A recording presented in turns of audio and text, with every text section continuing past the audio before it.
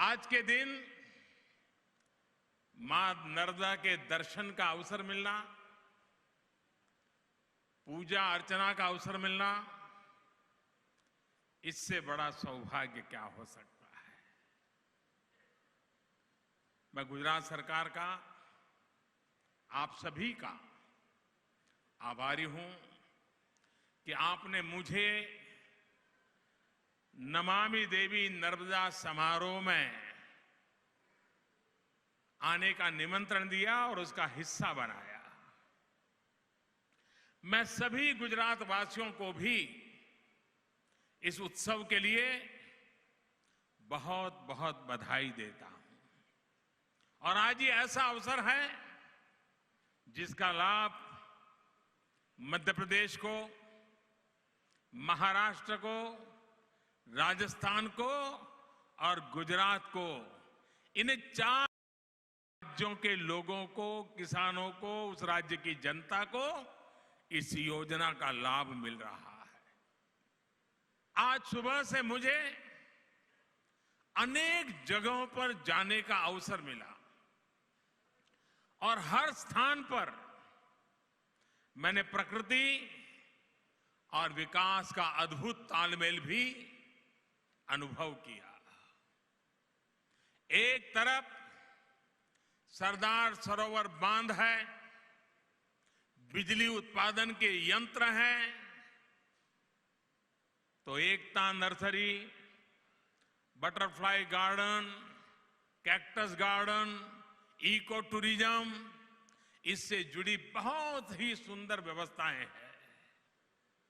इन सब के बीच सरदार वल्लभ भाई पटेल की भव्य प्रतिमा जैसे हमें आशीर्वाद देती नजर आ रही है। मैं समझता हूं कि केवड़िया में प्रगति, प्रकृति, पर्यावरण और पर्यटन का अद्भुत संगम हो रहा है और यह सब किसके लिए बहुत बड़ी प्रेरणा है। सरदार सरोवर बांध को पूरा भरा हुआ देखा है। एक समय था जब 122 मीटर के लक्ष्य तक पहुंचना ही बहुत बड़ी सिद्धि माना जाता था, लेकिन आज 5 वर्ष के भीतर भीतर 138 मीटर तक सरदार सरोवर का भर जाना अद्भुत है और विस्मरणीय है। साथियों, आज की स्थिति तक हमें पहुंचाने के लिए लाखों लोगों का योगदान रहा है।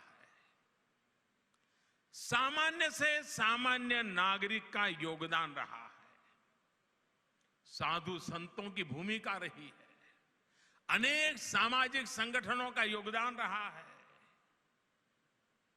आज का दिन उन लाखों साथियों का आभार व्यक्त करने का है जिन्होंने इस सरदार सरोवर परियोजना के लिए अपना योगदान दिया है। ऐसे हर साथी को मैं नमन करता हूं। साथियों, केवड़िया में आज जितना उत्साह है उतना ही जोश पूरे गुजरात में है। आज तालों, तालाबों, झीलों, नदियों की साफ सफाई का काम किया जा रहा है। आने वाले दिनों में बड़े स्तर पर, बड़े पैमाने पर वृक्षारोपण का भी कार्यक्रम होना है। ये निश्चित रूप से अभिनंदनीय है, सराहनीय कार्य है। यही वो प्रेरणा है जिसके बल पर जल जीवन मिशन आगे बढ़ने वाला है और देश में जल संरक्षण का आंदोलन सफल होने वाला है। आज कच्छ और सौराष्ट्र के उन क्षेत्रों में भी मां नर्मदा की कृपा हो रही है, जहां कभी कई कई हफ्तों तक पानी नहीं पहुंच पाता था। गुजरात में दशकों पहले के वो दिन भी जब पानी की लड़ाई में गोलियां तक चलती थी। बेटियों बहनों को पीने के पानी के इंतजाम के लिए 5-5, 10-10 किलोमीटर पैदल चलना पड़ता था। गर्मी शुरू होते ही सौराष्ट्र और उत्तर गुजरात के लोग अपने अपने पशुधन को लेकर सैकड़ों किलोमीटर जहां पानी की संभावना होती थी, वहां पर वो घर, गांव, खेत, खलिहान छोड़ करके चले जाने के लिए मजबूर हुआ करते थे। मुझे याद है साल 2000 की इतनी भयंकर गर्मियों में ये हालत हो गई थी कि राजकोट, सुरेंद्रनगर, जामनगर पानी पहुंचाने के लिए हिंदुस्तान में पहली बार पानी के लिए स्पेशल वाटर ट्रेन चलाने की नौबत आई थी। साथियों, आज जब उन पुराने दिनों को याद करते हैं तो लगता है कि गुजरात आज कितना आगे निकल आया है। आपको गर्व होता है कि नहीं होता है? आपको खुशी होती है? आप सोचिए, साल 2001 तक मुख्य नहर का काम सिर्फ 150 किलोमीटर तक ही हो पाया था। सिंचाई व्यवस्था और नहरों का जाल अधूरा अधूरा बिखरा हुआ, लटका पड़ा हुआ था। लेकिन आप सभी ने, गुजरात के लोगों ने कभी भी हिम्मत नहीं हारी। सिंचाई की व्यापक नेटवर्क गुजरात हो गया। बीते 17-18 सालों में लगभग 2 गुनी जमीन को सिंचाई के दायरे में लाया गया है। भाइयों और बहनों, आप कल्पना कर सकते हैं, टपक सिंचाई, माइक्रो इरिगेशन का दायरा साल 2001 में सिर्फ 14,000 हेक्टेयर था और करीब करीब 8,000 किसान परिवार ही इसका लाभ उठा पाते थे। पर ड्रॉप मोर क्रॉप का अभियान चलाया, पानी बचाने का अभियान चलाया, माइक्रो इरिगेशन पर बल दिया, टपक सिंचाई पर बल दिया और एक जमाने में सिर्फ 12-14 हजार हेक्टेयर, आज 19 लाख हेक्टेयर जमीन, मैं गुजरात की बात कर रहा हूं, आज 19 लाख हेक्टेयर जमीन माइक्रो इरिगेशन के दायरे में है और करीब 12 लाख किसान परिवारों को इसका लाभ मिल रहा है।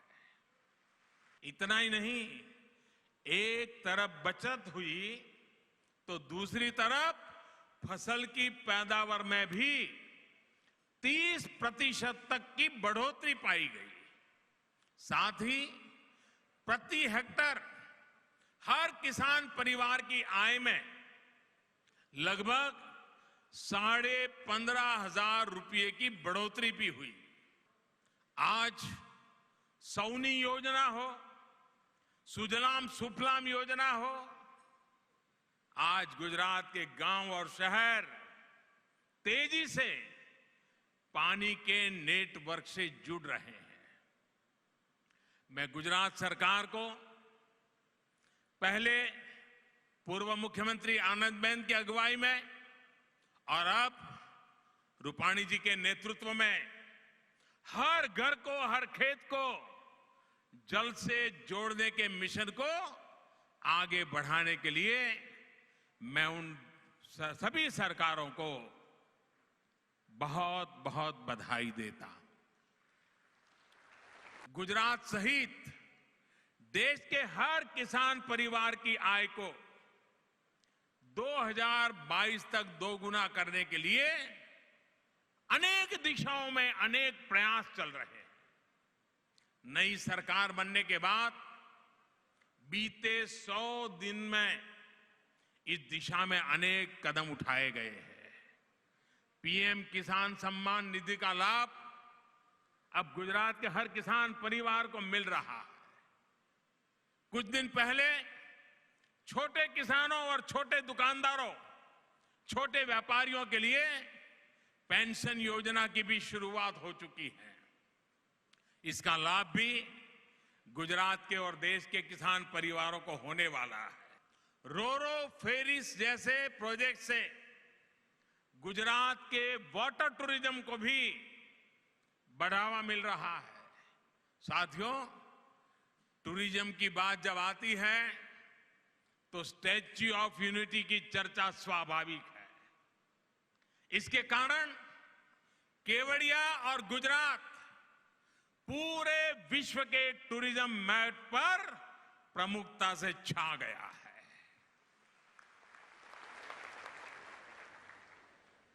अभी इसका लोकार्पण हुए सिर्फ 11 महीने हुए, 1 साल भी नहीं हुआ है, लेकिन 11 महीनों में 23 लाख से अधिक पर्यटक, देश और दुनिया के पर्यटक हमारे सरदार पटेल का स्टैच्यू ऑफ यूनिटी देखने के लिए आए हैं।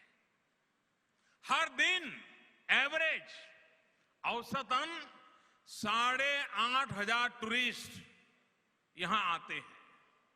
मुझे बताया गया कि पिछले महीने जन्माष्टमी के दिन तो रिकॉर्ड 34,000 से अधिक पर्यटक यहां इस धरती पर पहुंचे थे। और ये हम ना भूले, हमारा जल, हमारा जंगल और हमारी जमीन प्लास्टिक से मुक्त रहे, इसके लिए हमारी कोशिश है और तेज होनी चाहिए। हर नागरिक का शपथ होना चाहिए, प्रतिबद्धता होनी चाहिए। कल्पना कीजिए, अगर सरदार वल्लभ भाई पटेल, उनकी जो दूरदर्शिता अगर वो तब न होती, सरदार साहब के पास एक काम न होता, तो आज भारत का नक्शा कैसा होता और भारत की समस्याएं कितनी अधिक होती। भाई और बहनों, एक भारत श्रेष्ठ भारत के सरदार के सपने को आज देश साकार होते हुए देख रहा है। आजादी के दौरान, आजादी के बाद के सालों में जो काम अधूरे रह गए, उनको पूरा करने का प्रयास आज हिंदुस्तान कर रहा है। जम्मू कश्मीर और लद्दाख के लोगों को 70 साल तक भेदभाव का सामना करना पड़ा। इसका दुष्परिणाम हिंसा और अलगाव के रूप में, अधूरी आशा और आकांक्षाओं के रूप में पूरे हिंदुस्तान ने भुगता है। सरदार साहब की प्रेरणा से एक महत्वपूर्ण फैसला देश ने लिया है। दशकों पुरानी समस्या के समाधान के लिए नए रास्ते पर चलने का निर्णय लिया गया है। अपनी इस प्रतिबद्धता को हमने और मजबूत किया है। बीते 100 दिनों में एक के बाद एक कई बड़े फैसले लिए गए हैं। इसमें किसानों के वेलफेयर से लेकर इंफ्रास्ट्रक्चर और अर्थव्यवस्था को सशक्त करने के समाधान भी शामिल है। मैंने चुनाव के दौरान भी आपसे कहा था, आज फिर कह रहा हूं, हमारी नई सरकार पहले से भी तेज गति से काम करेगी, पहले से भी ज्यादा बड़े लक्ष्यों को प्राप्त करेगी। एक बार फिर मैं पूरे गुजरात को सरदार साहब की भावना के साकार होने पर एक बहुत बड़ा सपना 4 चांद जिसे संजोया था, आज पूरा हो रहा। आप देख रहे हैं नेट्रिक न्यूज, साहस सच कहने का।